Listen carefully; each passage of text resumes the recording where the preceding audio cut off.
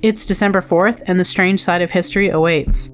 Today, we have a mythical creature, a ghost ship without a crew, and a mass execution lost to time. Let's begin.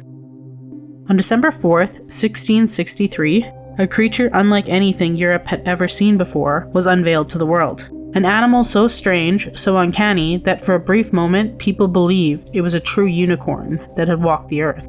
The brilliant but eccentric scientist Otto von Guericke pieced together a set of ancient bones recently pulled from the earth. The skeleton was incomplete and belonged to a species no one understood. But in the 17th century, scientists were still intertwined with myth, and the imagination filled the gaps where knowledge failed. He assembled the remains with a kind of urgent obsession. A massive skull, later identified as a woolly rhinoceros, became the creature's head. A spiraling narwhal tusk mounted as a great single horn, and the forelimbs of a woolly mammoth were forced into place, giving a towering, misshapen posture. When the work was done, the skeleton looked less like an animal and more like a relic of something ancient and unknown. Words spread quickly. Scholars, nobles, even clergy traveled to see the so-called Magdeburg Unicorn. Whispers that perhaps legends of honored beasts were rooted in truth after all. And why not? The bones were real, the horn was real, only the interpretation was wrong. Centuries later, paleontologists would unravel the mystery, revealing that the unicorn was never a single creature, but a patchwork of ice giants stitched together of a mind desperate to understand the prehistoric world.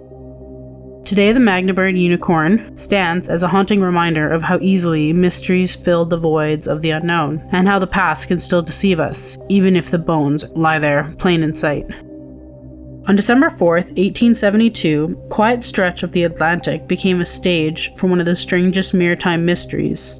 The crew of the De Gradia spotted a vessel drifting aimlessly across the waves, its sails slack and its course uncertain. As they drew closer, they realized that it was the Mary Celeste, a ship that should have been bustling with life, but was eerily silent. Boarding her felt like stepping into a frozen moment in time. The cabins were in perfect order, personal belongings remained neatly stored, the cargo in the hold was untouched, and even the crew's meal half prepared and waiting, suggesting that they had stepped away for only a minute. Yet, the lifeboat was gone, and not a single soul aboard remained. There was no signs of a struggle, no damage from storms or pirates, no clues carved into the wood, as if the only trace of movement was the ship itself. They searched for answers: mutiny, seaquakes, waterspouts, poisoning, and even supernatural forces. But every theory collapsed under its own weight. The Mary Celeste was too intact, too peaceful, and too untouched, almost as if the ocean had simply swallowed her crew without disturbing anything else.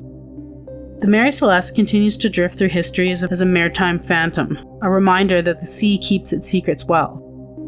On December 4th, 1623, in the heart of Edo, eerie silence settled over the city as one of Japan's darkest purges reached a grim climax. It would be remembered as the Great Martyrdom of Edo, a day when 50 condemned individuals were led to their fate under the cold winter sky. For years, Christianity had quietly spread through Japan, carried by missionaries and converts who practiced their faith in secret homes, hidden enclaves, and underground gatherings. But to the ruling class, this foreign religion seemed like a threat, an unfamiliar voice with foreign ties. And in 1623, the government made a chilling example of those who refused to renounce their beliefs. At dawn, the prisoners were brought forward. The crowd watched with tense stillness as the entire city was holding their breath. The condemned didn't cry out. Many reported whispering prayers, their voices barely audible beneath the wind. One by one, the executions were carried out. No dramatic speeches, no final pleas, just a methodical, deliberate extinguishing of lives deemed dangerous by the state. When it was over, 50 souls were lost. The authorities believed the fear would end the spread of the religion.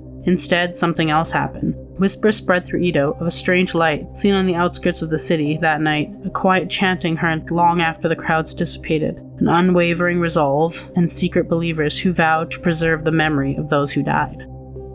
History often hides the darkest moments in plain sight, but this event still echoes through centuries, carried by the stories of those who refuse to be forgotten.